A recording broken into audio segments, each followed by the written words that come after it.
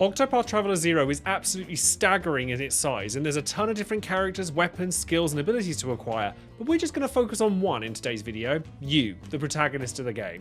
With 8 jobs to choose from and a ton of different abilities, I want to help you hit the ground running and stay ahead of the game, helping you pick and choose which jobs are right for you and where they excel best. So if you want to go into Octopath 0 with your best self, then stay tuned and keep on watching.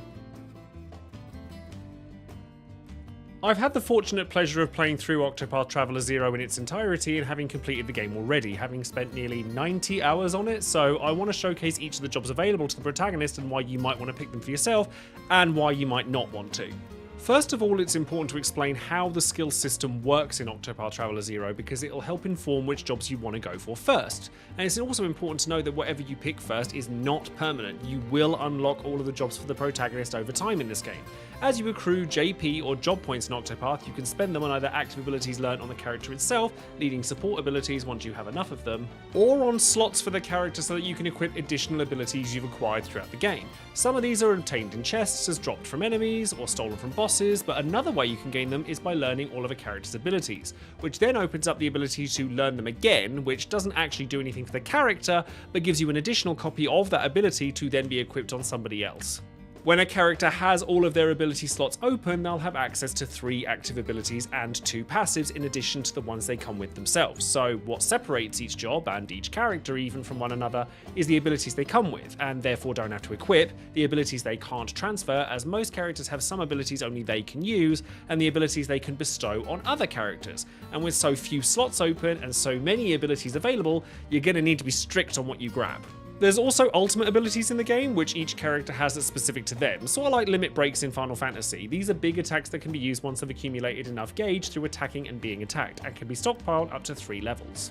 Each of these levels obviously being a stronger version than the last. The protagonist gains ultimate abilities slightly differently from other characters, and it's slightly spoilery to talk about them, so we're not going to cover them in this video. I'm going to do another video, at least one, covering the other characters in Octopath Traveler 0 and their abilities, but there are a lot of them, so right now we're just focusing on the protagonist, who is the only character in the game that can change their job. You'll start with just one that you choose at the beginning of the game, and then after acquiring some of the abilities on that job, you'll then be able to unlock another, and this process is repeated until you've acquired them all. I won't be covering story in this game at all in this video, so you won't have to worry about spoilers in that regard, but I am going to be talking about the abilities the protagonist can learn in this game. And while I will do my absolute best to make sure you can't see anything I would consider spoilery in the game at all, like characters and certain mechanics, etc., I am using the menu from my completed save file, so you should be fine, but I'm issuing a spoiler warning for abilities just in case.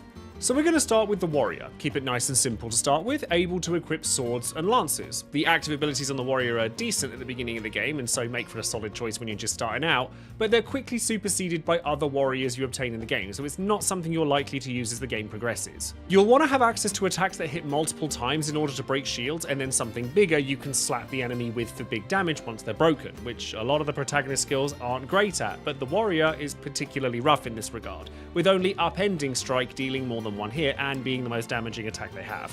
It's not all bad though. Helm Cleaver lowers enemy defenses whilst also dealing damage, which is strong in the early game and can actually be used even later on. And Assault also serves as an AoE lance attack, which, until stronger options become available, is pretty handy. Abide is something that you might use because it grants you extra attack up for 3 turns, but considering that you're likely to want a buffer character like a dancer to do this for you, you'd rather spend a warrior's turn breaking down defenses if possible. Counter posture is also interesting against enemies weak to swords, as you can get additional shields off by counter-attacking, but it's very specific on what it does. Support skill wise, you have peak performance, which is great if you're farming random enemies, but not so hot against bosses, as you're likely to take damage during a boss fight. And then Defiant Spirit, which sounds great on paper as you get additional BP, the points you can use to power up your attacks. If you have a lowered stat at the end of the turn, sounds pretty great. But again, there are much better ways to do this as the game progresses. Overall, the warrior is fine in the early game, really good even, and makes for a solid shout as your first pick of the game, as your first few party members don't wield either a sword or a lance, but it's one that you're likely to ditch as the game goes on. The Merchant was my first choice for job when I started the game, as I really enjoyed Partitio in the second Octopath game, able to wield bows and lances, and I don't regret making this choice, as it certainly didn't lack in damage, and it also provided some really useful support choices. Active skills wise, there's a few here you might use as the game progresses from the merchant, namely Donate BP, which gives another character BP equal to the number you use yourself, +1. So if you have an early game designated damage dealer like Alexia the Scholar, who you get right at the start of the game, you can double time her boosted attacks with a merchant. Arrow of Fortune is also a really strong option, certainly at the start of the game, as you can boost this after an enemy is broken in order to obtain bonus job points based on the damage this attack does. It's great for farming JP with any bow wielder, so it's worth picking up a couple of extra copies of this up as you're playing as well. Mystic Shot is another option as an AoE bow attack that can keep your SP or skill points, which you can just call MP if you like, sustained, as you'll gain some of it back after using it. You don't get a lot of multi-hitting attacks with this job, but what you lack in that regard you make up for in versatility. Support-wise, you get extra leaves, which is the currency in this game, which is never a bad thing because trust me, you will run out of money in this game frequently, so every little helps when it comes to earning money. And then Borrow BP, which I actually really like, as you can eat BP from the ally behind you to use more than you actually have, is really useful. This is great on damage dealers if you manage to break an enemy early enough that you get 2 full turns of damage. I really like the Merchant as an early pick for the Protagonist, predominantly for Donate BP and Arrow of Fortune. As I've said, few of the Protagonist's jobs are very good at dealing large amounts of hits or damage, so taking a hybrid support role can work out very well. And the JP gain from Arrow of Fortune makes unlocking the other jobs that much faster, so this is definitely one I'd recommend as a first choice. Moving into the Thief now, able to equip daggers and swords. Now, I wrote off the Thief early into the game, and I wish I hadn't because I actually ended up finishing the game with the Protagonist as a Thief. The reason I didn't go in on the Thief initially is because Steal, while useful, is far from mandatory in Octopath Zero, as one of your ultimate abilities guarantees a steal from any enemy you can steal from, including bosses. So it just kind of felt superfluous to me. However, as a hybrid debuffer damage dealer, as the game progressed, I found I was able to do a lot with the Thief. Of course, you do have access to the Steal ability if you don't want to use your ultimate ability that way, and that's handy. But you also get Tri-Edge, which is a solid attack, able to hit 3 times and potentially hit 3 shields if they're weak to daggers. And then the Thief's dark magic attacks, Shadowbind and Master of Shadows, also give you a mixed offense of elemental damage and physical damage. You also get some sustain off of HP Thief and SP Thief, but you lack any kind of AoE attack without outside skills. The active skills, however, aren't why I ended up sticking with the Thief through to the end of the game. Both of the support skills that you get and are able to transfer to other characters are extremely useful, as you learn abilities that debuff enemies like Maiming Claw, which reduces enemy physical attack, or even Helmbreaker that you got from the warrior to reduce their defenses. Extended Enfeeblement becomes really quite valuable. You'd be surprised how much of a difference another turn of debuff makes, especially when you consider that you can extend debuff length by inflicting it a second time. And then you have Entrap, which inflicts random debuffs in response to taking damage. This actually racks up really quite quickly and combos with extended enfeeblement to boot, so you get a bunch of debuffs just by kind of standing there, and I found this extremely useful. I don't think the Thief is a great choice for a first job, but as the game progresses, it blossoms pretty heavily and you get a surprisingly potent debuffer attacker hybrid, once you start accruing skills that inflict debuffs anyway. So I would definitely keep an eye on Thief as you continue through the game.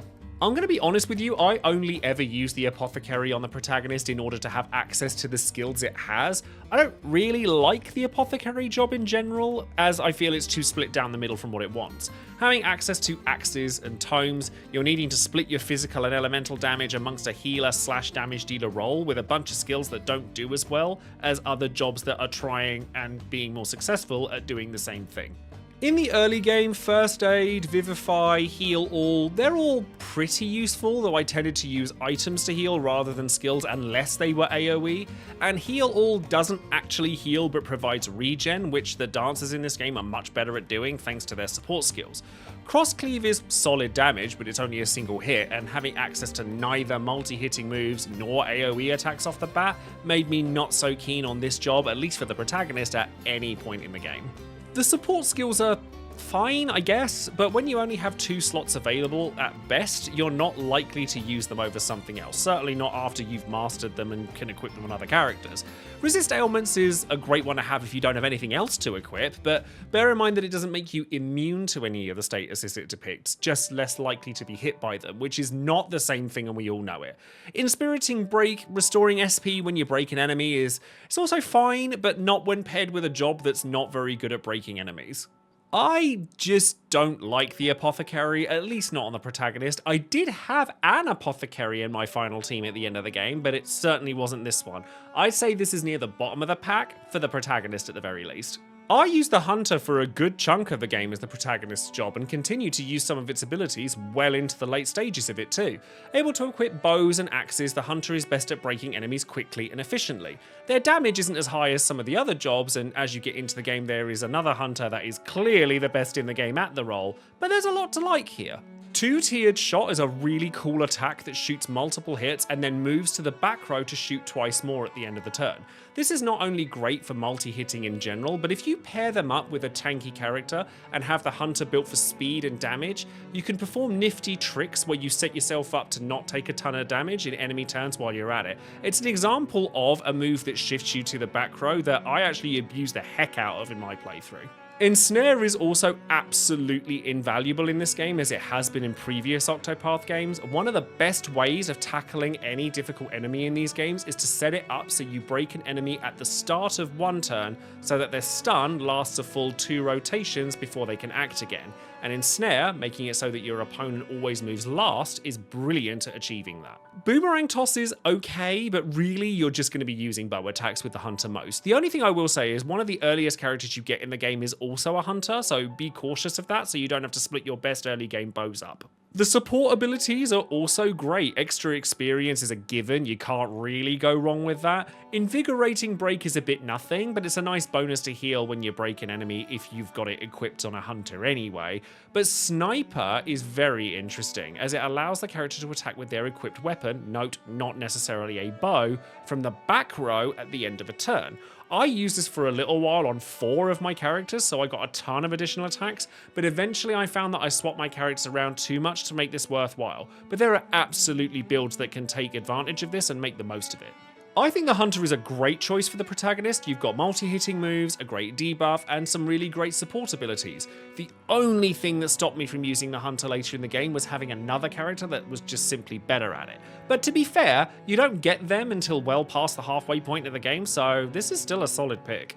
The Cleric suffers from the same problem as the Apothecary. Healers in this game are largely not great because items and regen abilities do a lot of the work in this game, certainly until the late game where you've got a couple of healers that are genuinely really good at it, but the protagonist isn't one of them. I did use the Cleric job for a while though, as having access to fans and staves made it so that it was easy to bump elemental damage on them, and I could equip skills that turn the Cleric into an AoE damage dealer on top of being a healer, which definitely made it better. Heal Wounds is an AoE heal, which is useful, but most of the supporting abilities on the Cleric are single target. By support abilities in this instance, I mean stuff that actually grants buffs, which makes them almost entirely useless, sadly. When you have 8 characters on the screen, you really need to have AoE abilities, certainly when buffing if you're going to take a support role. The support abilities are also kinda meh on the Cleric. HP recovery up is nice, considering you'll be using this Cleric for heal wounds predominantly, and Encore is alright, reviving the character once if they get knocked out, which sounds like a weird thing to say because an ability like that would ordinarily be completely backbreaking in a JRPG, but in this game, having 8 characters and only 2 support slots available for each one makes that slightly less useful. Like I said, I did use the Cleric for a little while because I thought naturally having access to Encore without having to take an equipment slot up would be really handy, especially on a healer, but I just never found them particularly useful. There are just much better healers than the protagonist, even early on in the game, so unless you're really struggling, I'd avoid this. The key thing with Octopath, not just Zero but any of them, is that a strong offense is the best defense, as if you're breaking an enemy efficiently enough, they're not attacking you at all, and this Cleric isn't going to help you do that.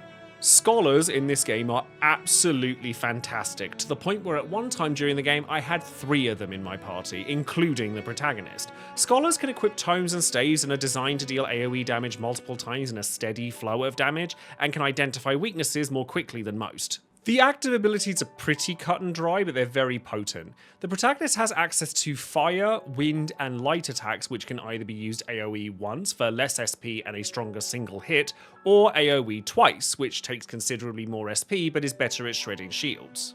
The elements the protagonist has access to are different to the ones that Alexia, the first scholar you obtain, and a character I literally never took out of my party once I obtained her even right at the beginning of the game, has, namely lightning and dark, which means that even early in the game having 2 scholars isn't out of the question. The support abilities are also extremely useful. Study Foe is well worth acquiring early as it reveals a weakness at the start of any fight, which takes a lot of the guesswork out of Octopath Traveler 0. This was one of the first abilities I picked up in order to give to another party member once I got the ability to do so I could change out of this job on the protagonist if I wanted to. But bear in mind that multiples of this ability don't stack. I've tried it, it doesn't work. Lasting Memory is a bit meh, but Mystic Breath is also solid, raising elemental attack and defense for 2 turns if the character is in the back row at the end of the turn. This is great when paired with a physical attacker against an enemy that needs its shield shredded by something like a bow or a dagger, as you can build up power while they get that job done, then the Scholar can come in and deal big damage once they're broken. I love the Scholar. It's super simple, but it's also super efficient. It's by far the easiest way of dealing with waves of random enemies, and there are some incredible weapons you can acquire for this job earlier than you should that make the Scholar backbreaking pretty quickly. You will almost certainly use this at some point during the game, even if you don't start or finish the game with it. That just leaves the Dancer, who I'll confess I didn't use all that much on the protagonist for the majority of the game because I had a Dancer that was pretty set in stone for 70% of my playthrough and got replaced by another Dancer later on, but there are some fantastic abilities on the protagonist's list that you'll absolutely want to keep in mind. In terms of active abilities, the Dancer is okay. Able to be equipped with fans and daggers which don't have the highest physical attack stat in the world, the idea is that the Dancer is a buffer unit, conversely to the Thief's debuffing abilities. But because all of their abilities on the protagonist, the buffing ones anyway, are single target, they're largely not very useful, at least not defensively.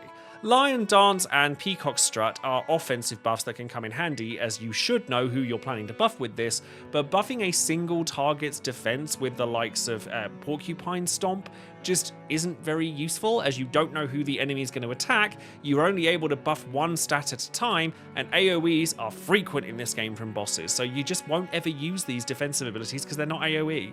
You do get some multi-hitting attacks similar to the Thief though in Triple Arc and Wild Strike, which does make the fan attacks useful for shredding shields, and the support abilities are literally brilliant. The Show Goes On extends buffs performed by the equipped character by 1 turn, which is fantastic for the same reason as the Extended Enfeeblement debuff extension from the Thief. Whatever Dancer or buffer you're using will absolutely want this. Extra JP is also brilliant for obvious reasons, and if you're farming and have access to strong AoE attacks, Boost Start is also brilliant, as you start a fight with an additional BP, so you can farm random enemies that much more easily with boosted attacks. It's a little bit rubbish against bosses though, because you only get that 1 BP at the start, so I would remember to change this before a big fight. You will absolutely 100% use a Dancer throughout the entire game, and in hindsight the protagonist isn't as bad as I first thought it was, but the lack of AoE buffs does hurt it even if the support skills are fantastic. Whether you use the protagonist as a Dancer or not depends on whether you like the other Thieves and Dancers available more than the protagonist if you ask me, but you'll at least want to spend some time as a Dancer to get those passives. So that's all 8 jobs for the protagonist in detail in Octopath Traveler 0. If I were you just starting the game, I'd pick either the Warrior, Merchant or Scholar as your starting job to take full advantage of solid damage dealing capabilities. Then as the game progresses, transfer into the other jobs based around what other characters you're enjoying, before settling on a damage dealer buffer or debuffer hybrid role once you've gotten everything you wanted from the other jobs. And as I said earlier, I'll be covering the other characters in greater detail in another video, but given that this video is pretty long covering just the 8 skill lists, I'm probably going to need to break those up into multiple videos. There's a lot of characters in Octopath Traveler 0, and I want to do them justice. Let me know if you've enjoyed this or gotten some valuable insight from this video in the comments below, and I'll get to work on those other ones ASAP. Thank you all very much for watching, and a big shout out to my Patreon members who allow me to make videos at the frequency in which I do, certainly on a game as large as Octopath Traveler 0. And if you'd like to support the channel and get benefits like a title card made especially for you by me, like all these lovely people you see on the screen that have done so already, then click the link in the description box below. And subscribe, of course, for more Octopath Traveler 0 guides and video game videos. But for now, I'll love you and leave you, and I'll see you in the next video, so take care everyone, bye bye.